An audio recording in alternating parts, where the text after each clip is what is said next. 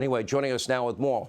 Former Defense Secretary Mark Esper is with us. Secretary, thank you for being with us. You know, Joe Biden actually said the Chinese spy flight is not a major breach. Do you view that as a major breach? Because I view that as a major breach.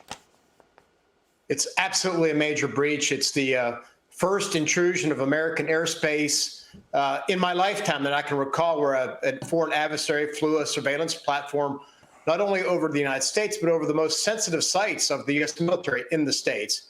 And so it's a major breach, and it's a further breakdown in trust between our two countries. How is it possible that they don't even seem to know where these other three objects that were shot down out of the sky came from? Do you believe that explanation? Because I'm having a hard time believing it. You know, it did come from a different angle than the Chinese spy balloon, which came up from the southwest toward Alaska.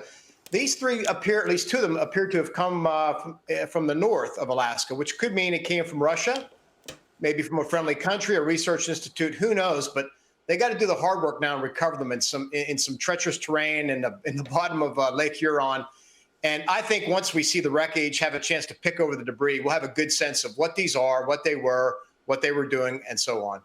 When you read widespread media reports and Ron Johnson and Chuck Grassley's work, and you hear about all of these financial dealings with countries like China and Russia and the amounts of money that we're talking about. Hunter Biden at the time, you know, according to reports that are widely disseminated, according to his own laptop, show that he was a crack user at the time. Why would they be doing multi-million-dollar plus deals with Hunter, and Hunter complaining and implicating his father that he's given some of the money to his father? His father lied and said he never had any conversations with his son about these business deals. Why would these countries, our top geopolitical foes, be wanting to do business with somebody that has no experience except an addiction to crack cocaine? No idea, Sean.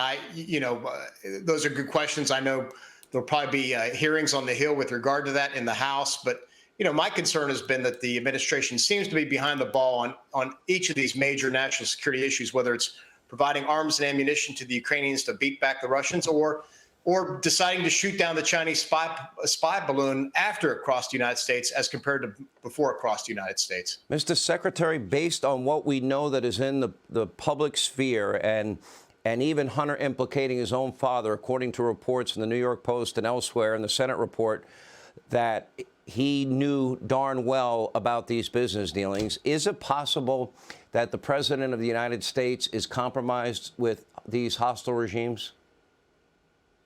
It's a big question, Sean. I'm not sure. I wish I was more studied on a topic. But again, I think this is something that members of Congress, Republicans, are going to go after, look deeply into, and find out what the connections are, where they were, particularly as it tracks back to Ukraine. I know there's a lot of interest there, and you mentioned in your tee-up China as well. So these are things that Congress is going to dig into. Well, they're not being particularly cooperative right now. We'll see what happens over time and what it's going to take to get the information. Secretary Esper, thank you.